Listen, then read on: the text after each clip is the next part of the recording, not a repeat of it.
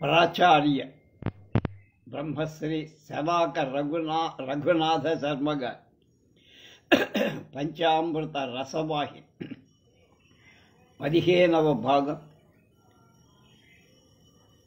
31:1:25 సూక్తి ముక్తావళి చెప్తున్నారు మనకి. 19వది భావ నైర్మల్యం అంటే ఏమిటి అనే దాని గురించి. కృతజ్ఞతా గుణం చాలా గొప్పది. అది వివేకం లేదని మనం భావించే పశుపక్షాదులలో కూడా కనపడు. జంతువులలో విశిష్టత గల మానవుడిలో ఉండటంలో ఆశ్చర్యమే లేదుగా. ఉండటం వింత కాదు, ఉండకపోవటం వింత. అందుకనే సూర్య భగవానుణ్ణి ఆదిత్య హృదయ మంత్రం కృతఘ్నఘ్నాయ అని భావించి కృతఘ్నుణ్ణి నాశనం చేసే స్వామికి నమస్కారం అని అర్థం. ఆ మాట కృతఘ్నుని మాంసం కుక్కలు కూడా ముట్టవని ఒక నానుడి లోకంలో ఉంది. అయితే కృతజ్ఞతను ప్రదర్శించే విధానాలు పాకానికి వచ్చిన వివేకం కావాలి. కృతజ్ఞతను ప్రదర్శించేటువంటి విధానంలో పాకానికి వచ్చిన వివేకం కావాలంటే వివేకం చాలా ఉత్కృష్ట స్థితిలో ఉండాలి. అది కొరబడితే లేకపోతే ఒక్కొక్క సందర్భంలో ప్రమోదం కంటే ప్రమాదమే చోటు చేసుకుంది. ఒక వ్యక్తి ఘోరమైన ఆపదలో చిక్కుకున్నాడు.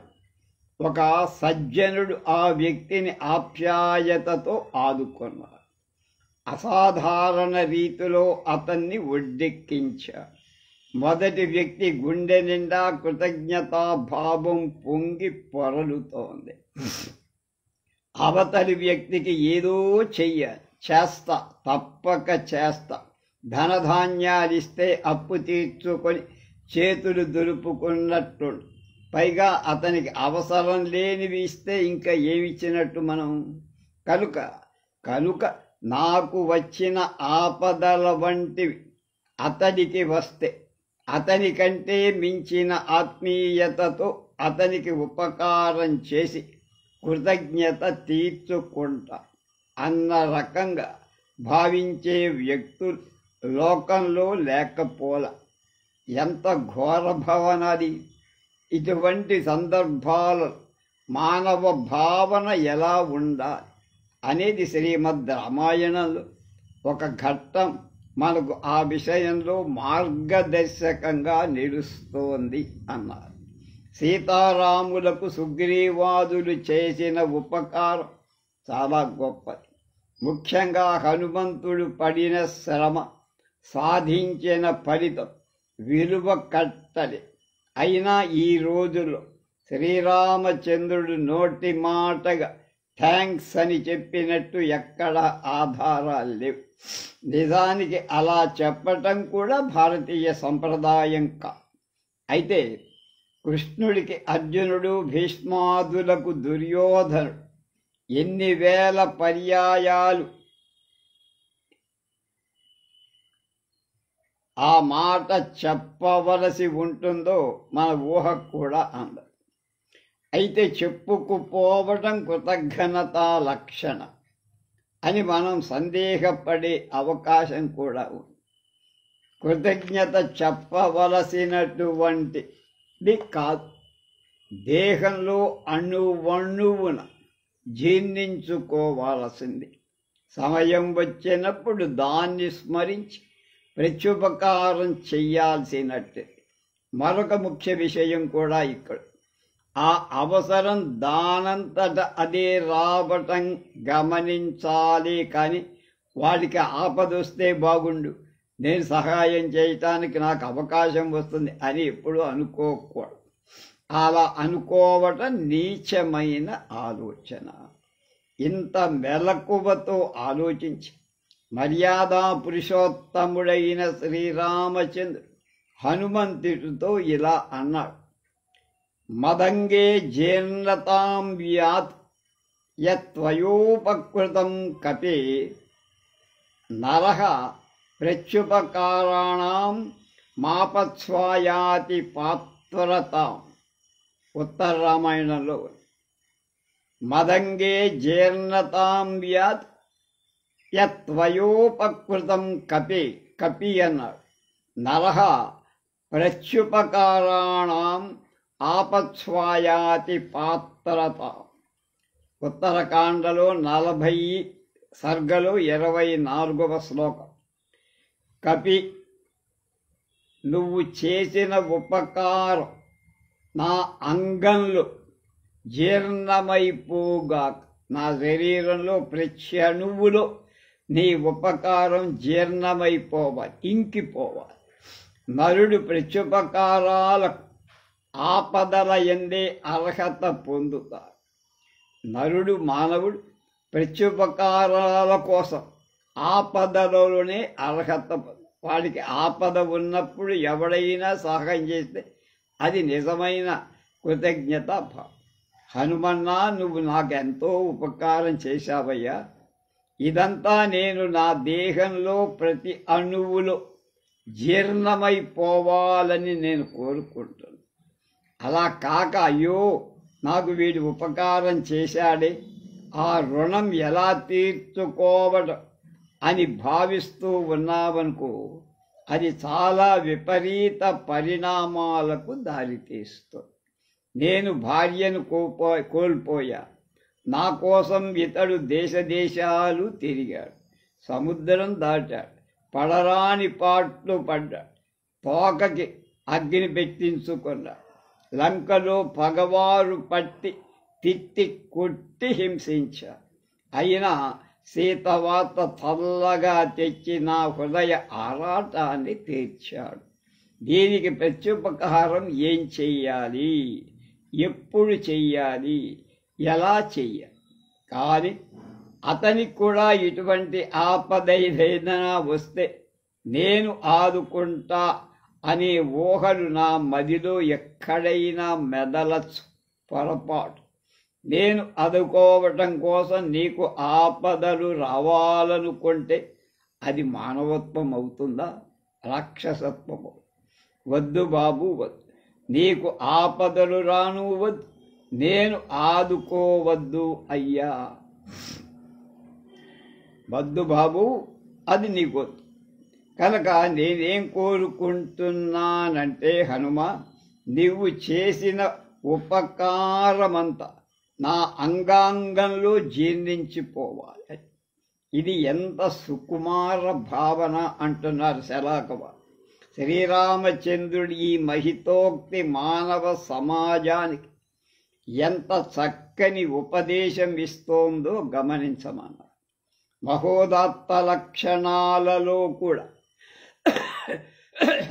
మాలిన్యం గూఢంగా దాగే ఉంటుంది.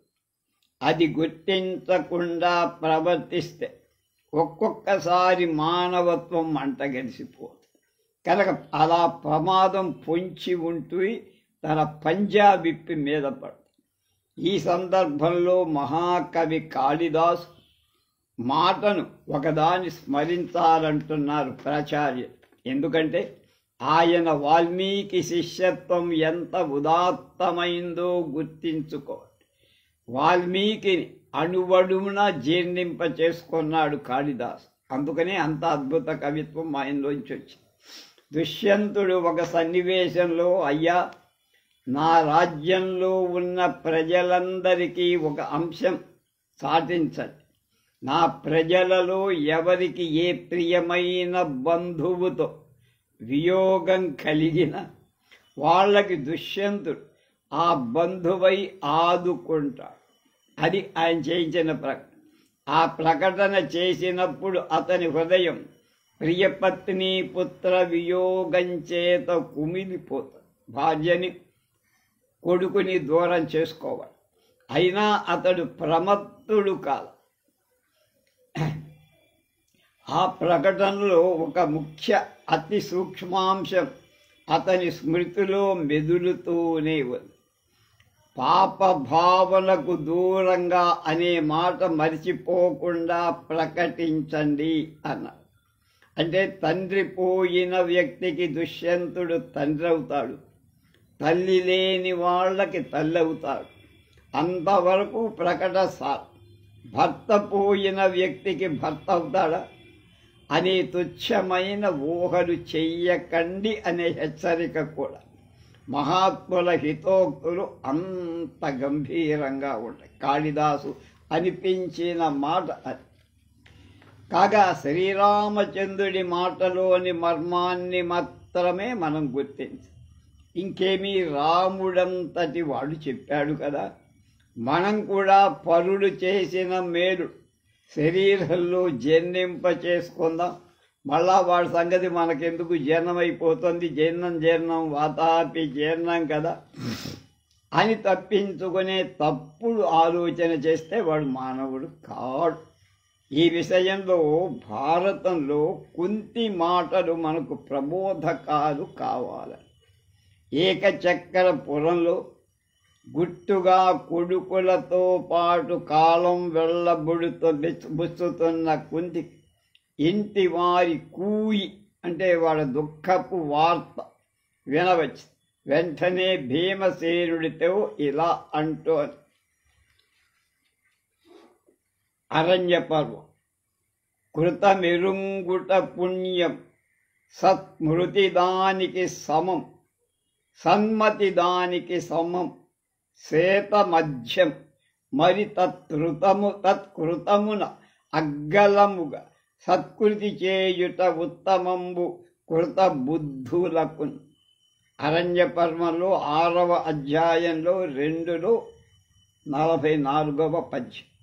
కృతమెరుంగుట పుణ్యము సత్మతి దానిని సమము శ్వేత మధ్యము మరి తత్కృతమునకు అగ్గలముగ సత్కృతి చేయుట ఉత్తమంబు కృతబుద్ధులకు. అది చేసిన మేలు గుర్తించటం పుణ్యమే కాదంట. దానికి సమానమైన ప్రత్యుపకారం చేయటం మధ్యస్థమైన, ఎక్కువ చేయటం ఉత్తమం. వాడు చేసిన దానికంటే ఎక్కువ ఉపకారం చెయ్యాలి. కుంతి ఈ మాటలను కూడా నన్నయ్య మహాకవి చాలా సగ్రత్తగా రూపొందించాడు ఆమె నోటిలోంచి. చేసేది సన్మతితో సద్బుద్ధితో చెయ్యమని. కృత బుద్ధులకు సన్మతి అన్నాడు అనిపించాడు ఆమెతో. సన్మతి అంటే చక్కని మతితో చెయ్యాలి. సద్బుద్ధితో అంటే శ్రీరాముడు హనుమంతుని విషయంలో భావించిన తీరుగా చెయ్యాలి అని నన్నయ్య కవి ఉద్దేశం అంటున్నారు శలాకవారు. ఇక 20 రామతత్వాన్ని గురించి చెప్తున్నా. సారవంతమైన నేలలో ఒక ఫలవృక్షం నాటితే అది ఎన్నో ఏళ్ళు రస సమృద్ధి గల ఫలితాలను ఇస్తూనే ఉంటుంది. జలం పుష్కలంగా దొరికే స్థలంలో ఒక బావి తవ్వితే అది 10 కాలాల పాటు సుధారస సదృశమైన నీటిని అందిస్తూనే ఉంటుంది. మహాత్ముల మాటలు అలాంటివి. భావుకుడు తన శక్తినంతా ఉపయోగించి భావిస్తూ ఉండాలి. కానీ ఆ మహితోక్తుల మహిమ నిరవధికంగా నిత్య నూతనంగా వెలుగొందుతూనే ఉంటుంది. ఆ వెలుగులో చాలామంది ఆ ధర్మ మార్గదర్శనం చేసుకుంటూనే ఉంటారు. ఆ జ్యోతి ఆరని జ్యోతి. ఆరని జ్యోతి అంటే అరుంధతి కూడా. కనుక నదుల గతి ఆగిపోవచ్చు, పర్వతాల స్థితి రూపుమాసిపోవచ్చు. ఈ వెలుగు మాత్రం నిశ్చలంగా, నిర్మలంగా, నిర్వికారంగా నిలిచే ఉంటుంది. అది సూర్యుడి కంటే గొప్పది. ఎందుకంటే దానికి రాత్రింబవళ్ళు లేవు. ఆ మహా తేజస్సు చంద్రుడి కంటే మించింది. ఎందుకంటే శుక్లపక్ష కృష్ణపక్ష పక్షపాతాలు దానికి. శుక్లపక్షంలో 15 రోజులు మంచి కాంతి, కృష్ణపక్షంలో క్రమక్రమంగా తగ్గిపోయి చీకటి ఇవ్వటం దానికి లేదు. ఎప్పుడు అదే వెలుగు. ఒకసారి ఏ వెలుగుని చూసావో అది శాశ్వతంగా ఆ వెలుగుతూనే ఉండదు, తక్కువ ఎక్కువలు ఉండవు. అదే తపనతో వారి శబ్దాత్మక సృష్టి సాగుతూనే ఉంటుంది. కనుక ఆ శబ్దాత్మక జ్యోతిని అనంతంగా రాసిపోస్తూనే ఉన్నారు. ఏ రుచి కలవాడికి ఏది ఎప్పుడు ఏ విధంగా ఎలా ఆకర్షణ పాత్రమవుతుందో అనే తపనతో వారి శబ్దాత్మక సృష్టి సాగుతూ. ఒక మహారాజు ఒక శుభదినాన సర్వసద్గుణాలు గలకు నిలయమైనటువంటి కొడుకుని పిలిచి, నాయన, రేపు నీకు పట్టాభిషేకం చేస్తున్నానయ్యా అని పారవశ్యంతో పరవళ్ళు తొక్కుతున్న హృదయంతో చెప్పారు. కొడుకు విన్నాడు, ఎగిరి గంతు వెయ్యాల. అంతే, మర్నాటి ఉదయం మళ్ళీ తండ్రి పిలుస్తున్నాడన్న వార్త వచ్చి ఒక్క పరుగున మళ్ళీ చేరుకున్నాడు. కానీ తండ్రి సుస్థితిలో లేదు. పిరతల్లి బిరుసెక్కిన హృదయంతో, రామా, నేను మీ తండ్రిని 2 వరాలు కోరానయ్యా. మొదటి వరం, నువ్వు 14 ఏళ్ళు అరణ్యవాసం చెయ్యాలి. 2వ వరం, నా కొడుకు రాజు కావాలి. ఆ కొడుకు విన్నాడంతే. పట్టాభిషేక వార్త ఆయన గుండెలో పొంగును తేనూల, అలాగే ఈ పట్టభంగ వార్త అతన్ని కొంగతీయను తీయలే. పినతల్లి పలుకులు అందరికీ అప్రియమే. అందరూ ఆమెను అనార్యంగా చూస్తున్నారు. ఆ మాట రాబోయే మహాదారుణాల చీమ పుట్టకు పుట్టుక స్థానం అయిన రాముడు అది విని గత వ్యధుడైపోలా. ఆయన నెమ్మదిగా ఆమెతో ఇలా అన్నారు, నాహం అర్ధపరో దేవి లోకమావస్తుముత్సహే విద్ధిమాం ఋషిభిస్తుల్యం విమలం ధర్మమాస్థితం అన్నారు వాల్మీకిలో. నాహం అర్ధపరో దేవి లోకమావస్తు ముత్సహే విద్ధిమాం ఋషిభిస్తుల్యం విమలం ధర్మమాస్థితం. తల్లి దేవి, నేను డబ్బు మనిషిగా, నా అహం అర్ధపర, డబ్బే ప్రధానంగా, సంపదే లేకపోతే సుఖమే ప్రధానంగా ఉన్న మనిషిని కానమ్మా. లోకాన్ని అంటిపెట్టుకొని ఉండాలనే ఉద్దేశం నాకులే. లోకం ఆవస్తు ఉత్సాహే, లోకాన్ని అంటిపెట్టుకొని ఉండాలనే ఉత్సాహం కూడా నాహం లేదు నాకు. నన్ను ఋషులతో సమానంగా భావి విద్ధిం మాం ఋషిభి తుల్యం. తుల్యం అంటే సమ, ఋషులతో సమానంగా భావించు. రాముడు ఋషితుల్యుడు అనుకుంటే చాలు. విమలమైన ధర్మాన్ని నిండుగా పూని ఉన్నవాడు రాముడు అని తెలుసు. విమలం ధర్మం ఆస్థితం, ధర్మం పూర్తిగా నిండి ఉన్నవాడు రాముడు. ఋషితుల్యుడు రాముడు. లోకం కోసం పాకులాడేవాడుక, డబ్బు వెంట పడేవాడుక అని నువ్వు తెలుసుకుంటే చాలమ్మా, నాకు ఇంకేమీ అద్దు. ఇది స్థూలంగా ఈ మాటల భావం. లోతుగా పరిశీలిస్తే మొత్తం రామాయణ మహాకావ్యం వాల్మీకి మహర్షి ఏ పరమ తాత్పర్యం చెప్పదలచాడు అదంతా ఈ ఒక్క శ్లోకంలో, విత్తనంలో మహావృక్షంలాగా ఇమిడి ఉన్నట్టు మనం గుర్తిస్తామంటున్నారు. ఆ తాత్పర్యంలో ఉద్వేలంగా ఉన్న ఉపదేశ పటిష్టతను కూడా మనం పట్టుకుంటాం. ఈ సృష్టిలో ఇంచుమించు ప్రతి వ్యక్తి అధికారం కోసం అర్రులు చాస్తూ పాకులాడతాం.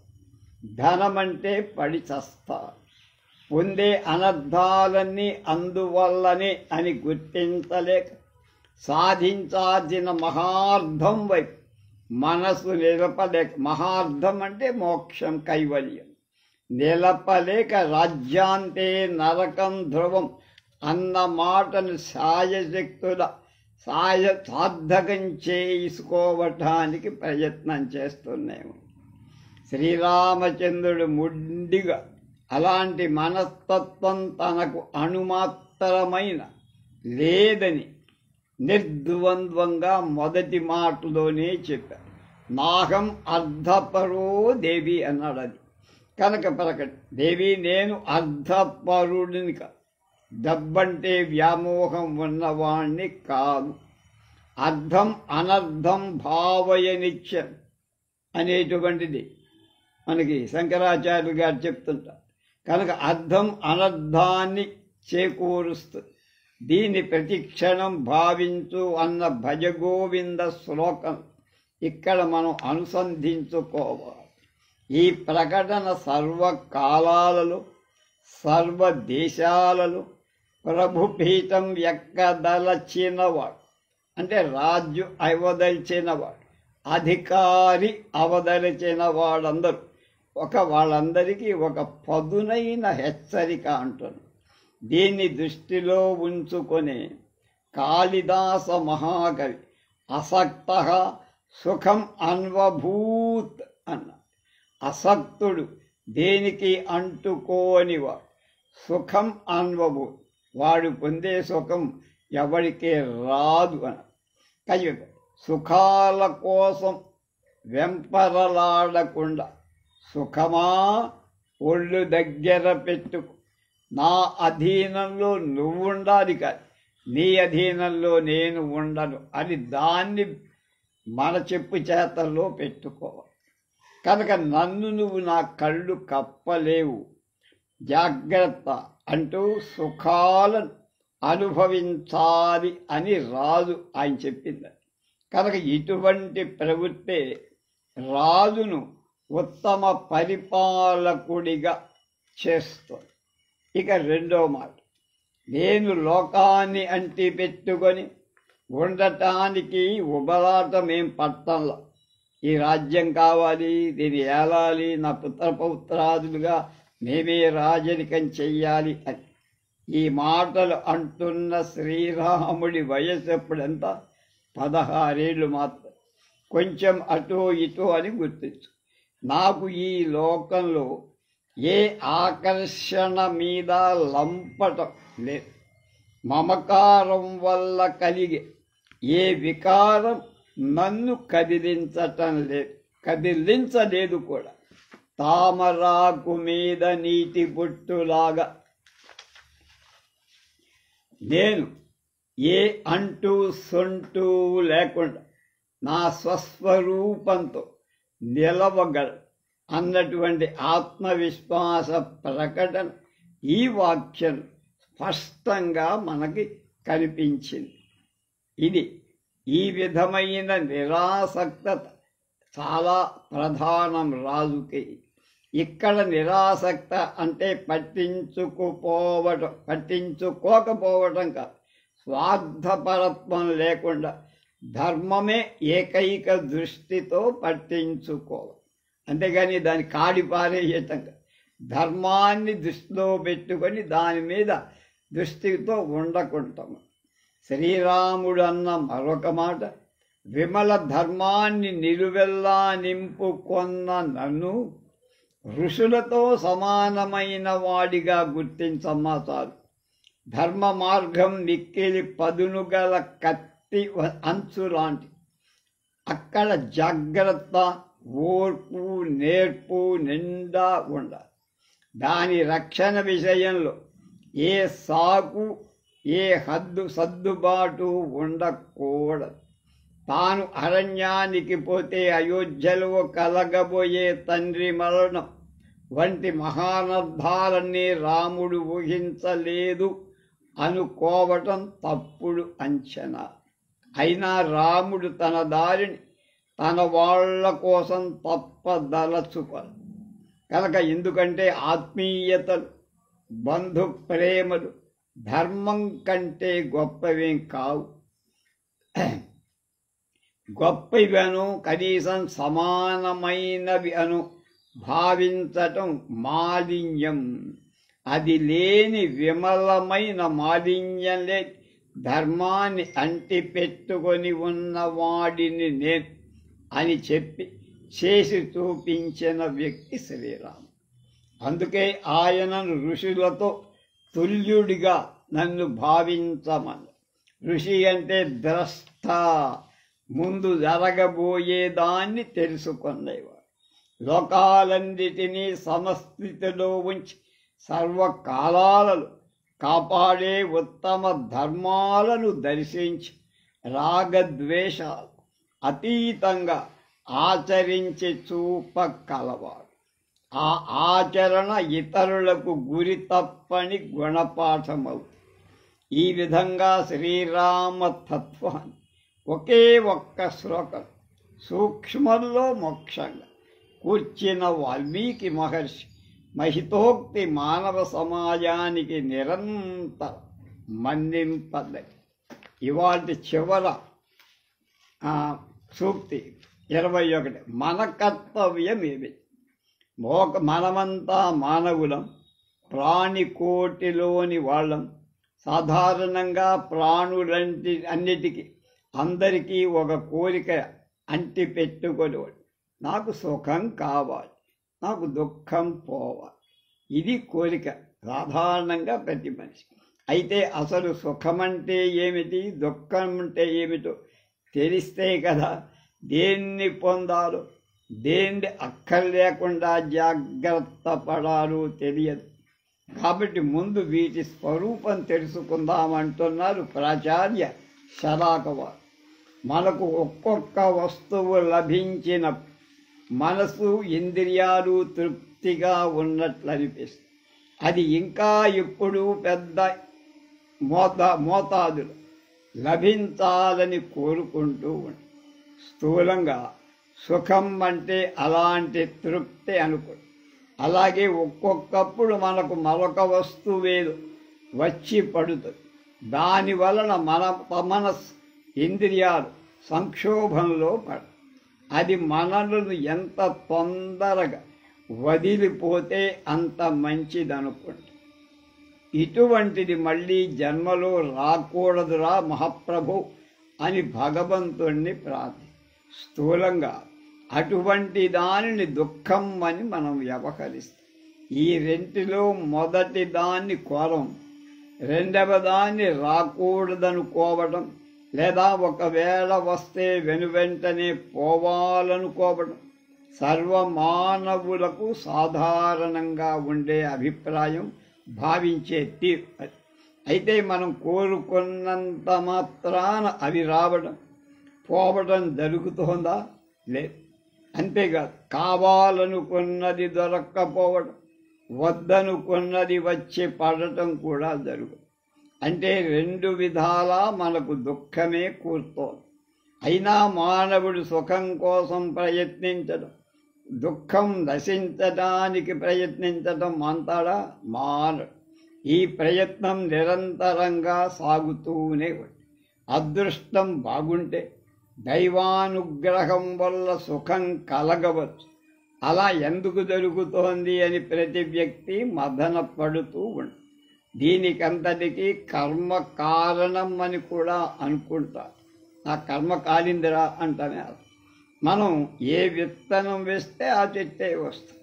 దానికి మనం చేసే దోహదంలోని తరతమ భేదాలను బట్టి పంటలో హెచ్చు తక్కువ. ఎరువులేస్తే బాగా పండుతుంది, లేకపోతే ఒక మాదిరిగా పండుతుంది. అశ్రద్ధ వల్లను అసక్తత వల్లను ఆ పంట చెడిపోవటం కూడా మనం చూస్తూనే చెడపేడ. కాబట్టి కర్మ వలన దుఃఖాలు ఏర్పడుతున్నాయనుకోవటం నిజం. అటువంటి స్థితిలో మానవుడు ఏం చేయాలి అంటే స్పష్టంగా తెలుస్తోంది కదా. మంచి కర్మ చేయాలి, చెడ్డ పనులు మానాలి. ఏది మంచి ఏది చెడు అనేది నిర్ణయించుకోవటానికి మళ్ళా శ్రమ పడాలి. ఏమైనా అది తప్పు గతి లేనప్పుడు దాన్ని సాధించక తప్పదుగా.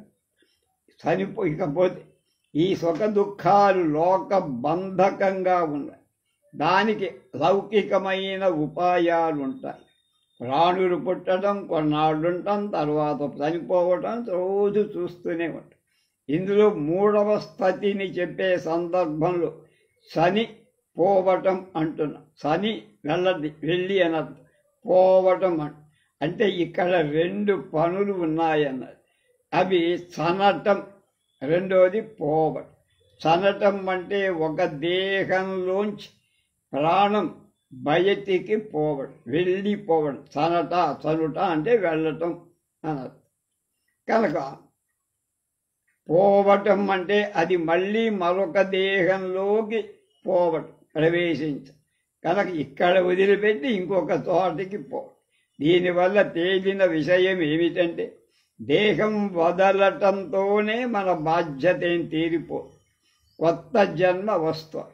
సాధారణంగా వివేకం కలవాడు ఎప్పటికప్పుడు మునుపటి స్థితి కంటే ఒక మెట్టు పైకి వెళ్ళేటానికే ఇష్టపడు. కానీ అక్కడే ఉండటానికో కిందికి జారిపోవటానికో ఇష్టపడ్డు కదా. అంటే మానవుడు ఎప్పటికప్పుడు సుగతిని, మంచి గతిని కోరుకుంటాడని తాను. వాంఛించినంత మాత్రాన ఏదైనా దొరుకుతుందా? రాదుగా. దానికే కావాలి, సాధన కావాలి. అందుకే పెద్దలు ఒక సూక్తి చెప్పి, ఉద్యమేవ హిజ్జంతి కార్యాణి న మనోరథై నహి సుప్తస్య సింహస్య ప్రవిశంతి ముఖే మృగా. మళ్ళ ఉద్యమేన హి సిద్ధ్యంతి కార్యాణి న మనోరథై నహి సుప్తస్య సింహస్య ప్రవిశంతి ముఖే మృగా. ప్రయత్నంతో కృషితో పనులు నెరవేర్తాయి. కానీ కేవలం కోరిక మనసులో ఉన్నంత మాత్రం చేతక. నిద్రపోతున్న సింహం నోటిలో మృగాలు వచ్చి చేస్తాయా, దూరతాయా? నా సుప్తస్య సింహస్య, నిద్రపోతున్న సింహం యొక్క నోటిలో ప్రవిశంతి ముఖే మృగాలు వాడంతగా వచ్చి, నువ్వు పడుకున్నావుగా, నన్ను తిను, నీకు ఆకలి వేస్తేందో అని వచ్చి దోరి దాని నోట్లోకి చేరవు కదా. కనుక సుగతి సాధన ఏ దోషం లేని ప్రయత్నం, కృషి కాదు.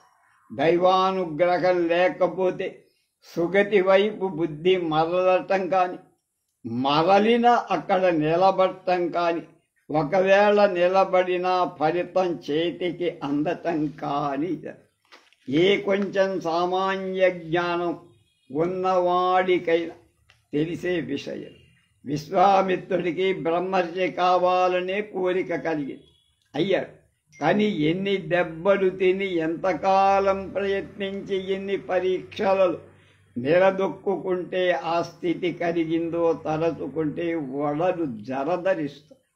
కనుక సుగతికి సత్ సంకల్పం, సమృద్ధి అయిన కృషి, దాంతోపాటు దైవానుగ్రహం, మూడు పుష్కలంగా. అందుకో మరొక రహస్యం.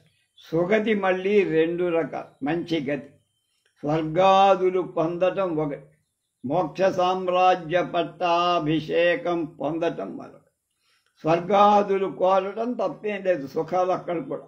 కానీ మరింత వివేకంతో ఆలోచిస్తే భగవంతుడు మనకు ప్రసాదించిన మహోన్నతమైన శక్తియుక్తులు వాటి కోసం వ్యర్థం చేయటం అవివేకం. కనుక ఎందుకంటే అందులో రెండు దోషాలు. ఒకటి అవి శాశ్వతాలు కాకపోవడం, వాటికంటే గొప్పదైన స్థితి మరొకటి మాట. కనుక అపరిమితమైన ఆనందం లభిస్తుంటే కొద్ది కాలం ఉండే అల్పమైన ఆనందం కోసం ప్రయత్నించడం, అంటే స్వర్గ సుఖం కోసం ప్రయత్నించడం మూర్ఖం. కనుక రాష్ట్రపతి అయ్యే అవకాశం ఉన్న చిన్న గుమాస్తా ఉద్యోగం కోసం వెంపర్లాడటం ఎందుకు? కనుక వివేకం పండించుకున్న మానవుడు పరమానంద ప్రాప్తి మార్గాన్ని చూడాలి. ఆ మార్గంలో సుఖంగా ప్రయాణించటానికి తగిన పద్ధతులను ప్రసాదించే సద్గురువును ఆశ్రయించి భ్రమ ప్రమాదాలకు కొంచెం అవకాశం లేకుండా ప్రయాణ గమ్యం వరకు, గోల్ వరకు నిరాటంకంగా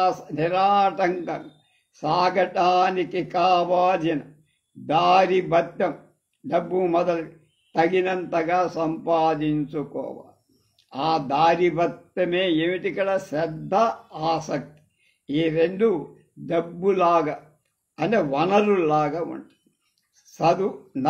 నడుమ మధ్యలో కలిగే ప్రలోభాలకు లొంగకుండా ఉండటానికి వీలైన ధైర్యం అనే సహాయుని అండదండలు విడవకుండా ఉండి గాలిలో ఎగరటం, నీళ్లపై నడవటం వంటి అల్పసిద్ధులే ఆ ప్రలోభాలు. అన్నిటినీ మించి గమ్యం ఏమిటి? పరమాత్మ. ఆ గమ్యమైన పరమాత్మ ఎలాంటి అవస్థలు కూడా అంతర్దృష్టి నుండి రేఖామాత్రంగా కూడా తప్పిపోకుండా నువ్వు బంధించుకోవాలి. అలా ఆ యాత్ర సుఖంగా సాగిందనుకో, మనం పరమానంద సామ్రాజ్య పట్టభద్రులు degree, post graduate degree pass అయినంత. అయితే జాగ్రత్త, ఇందులో ఏ దశలో మాత్రం జారుపాటు వచ్చిన కలిగే అనర్థం కూడా చాలా గొప్పది, పెద్ద. అంత పెద్దది కావు. ఎలాగంటే నిచ్చెన మొదటి మెట్టు నుండి వెళితే చిన్న దెబ్బేతావు, చివరి మెట్టు నుంచి పడ్డావా నువ్వు ఏమవుతావో ఎవరికి తెలు. కనుక శ్రద్ధాభక్తులనే దారి భత్యాన్ని, ధైర్యమనే సహాయ సంపత్ పదిలంగా కాపాడుకోవాలి. ఇదంతా అనుకున్నది సిద్ధించటానికి అమ్మ శ్రీమాత అనుగ్రహాన్ని మనసారా కోరుకుందాం. భవాని త్వం దాసేమయి వితర దృష్టిం సకరుణ ఇది స్తోతుం వాంఛన్ కథయతి భవాని త్వమితి యః తదైవ త్వం తస్మై దిశతి దిశసాయుజ్య పదవీం ముకుంద బ్రహ్మేంద్ర స్ఫుట ముకుట నీరాజిత పదామని సౌందర్య లహరిడు భగవత్పాదులు అన్నమాట. భవాని త్వం దాసేమయి వితర దృష్టిం సకరుణ మితి స్తోత్రం వాంఛన్ కథయతి భవాని త్వమితి యః తదైవ త్వం తస్మై దిశసి దిశసాయుజ్య పదవీం ముకుంద బ్రహ్మేంద్ర స్ఫుట ముకుట నీరాజిత పదం 29/12/92 పాకాలలో సౌందర్య లహరి జ్ఞాన యజ్ఞ ప్రసాదంగా ఈ వ్యాసం రాశారట శలాకవ. భీష్మస్తుతి ఇక్కడ చెప్పారు. మునిగణ నృపవర్య సంకులేంత సదసి యుధిష్ఠిర రాజసూయేషాం అర్హణముపేద ఈక్షణీయో మమ దృశిగోచరయేష అవిరాత్మా. మునిగణ నృపవర్య సంకులేంత సదసి యుధిష్ఠిర రాజసూయేషాం అర్హణముపేద ఈక్షణీయో మమ దృశిగోచరయేష ఆవిరాత్మా. రేపు భగవంతుని యొక్క అనుభూతి, భగవద్ అనుభూతి గురించి రేపు తెలుసుకుందాం.